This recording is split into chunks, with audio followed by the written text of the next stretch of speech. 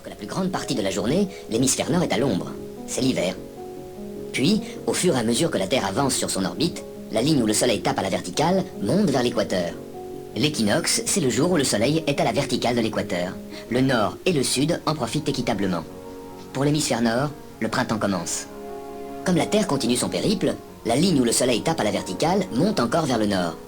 Et là, au mois de juin-juillet, l'hémisphère nord sera tourné vers le Soleil. Les rayons nous arriveront sous un angle plus direct, ce sera l'été, on aura chaud. Puis notre voyage continuera, le Soleil redescendra vers l'équateur, le croisera à l'équinoxe d'automne, le 23 septembre, cette fois pour retourner sous l'équateur, ce sera l'hiver.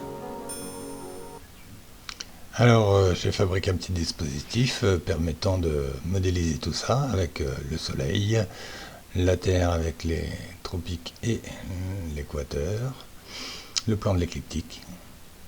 Et si on observe donc une rotation complète d'une année, eh bien l'axe reste oblique, ne bouge pas, toujours avec l'angle fixe par rapport au plan de l'écliptique. En vue du Soleil, ça donne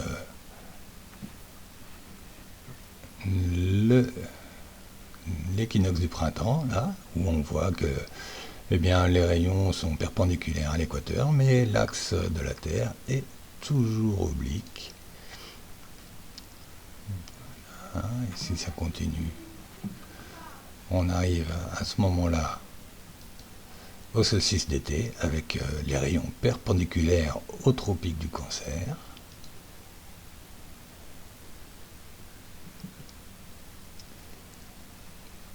Puis retour à l'équinoxe d'automne, où à nouveau les rayons sont perpendiculaires à l'équateur, mais l'axe est toujours oblique. Puis on retourne au solstice d'hiver. Alors qu'est-ce que ça nous donne maintenant si on prend un angle de caméra tel que l'animation de Cyprostar était faite, c'est-à-dire l'angle de caméra, et ben c'est l'angle qui est donné, c'est la caméra qui est donnée par l'iPhone. Voilà ce que ça donne en vue d'iPhone. Et bien là, on a l'impression qu'effectivement, l'axe évolue. Mais c'est juste une question de point de vue. Ce n'est pas la réalité. Si on retourne à Cyprostar, maintenant qu'elle admet avoir éventuellement un axe qui puisse être fixe, donc avec un axe fixe, elle nous fait une petite démonstration aussi, que la Terre puisse perdre ses polaires. Donc on va écouter sa démonstration. Donc je vais mettre ici. Ici j'ai bien la polaire nord et la polaire sud. Et je tourne autour du Soleil. Ah, j'ai perdu ma polaire. Pourquoi? Parce que même si elle est des millions de kilomètres en haut, des millions de kilomètres d'années-lumière, enfin des millions d'années-lumière à elle, ici, là c'est pareil, hein, si j'ai des millions d'années-lumière en dessous, j'aurai plus mon axe ici et ici. Donc c'est bien pour ça que je vous dis que, de toute façon, même justement si c'est des milliers de kilomètres, des millions de kilomètres, elle perd encore plus son axe. Donc là c'est bon, mais là elle le perd, là elle perd encore plus, d'accord? Hein, on continue, et là c'est encore pire. Ok, là c'est moi, elle le retrouve. Le truc c'est que il me semble que les polaires, on les perd pas sans arc. Elles sont fixes tout le temps, elles sont toutes à 89 degrés pratiquement. Donc on les garde tout le temps. Donc on perd nos polaires alors. Mais c'est dommage parce qu'il me semble quand même qu'en réalité, il n'y a rien de polaire fixe. Donc voilà. Alors ce qui est bien, c'est quand on est chercheur de vérité comme ça, c'est se renseigner un petit peu sur les vraies distances. Donc sur la page wiki tout simplement, on va voir que l'étoile polaire est à 430 années-lumière de la Terre.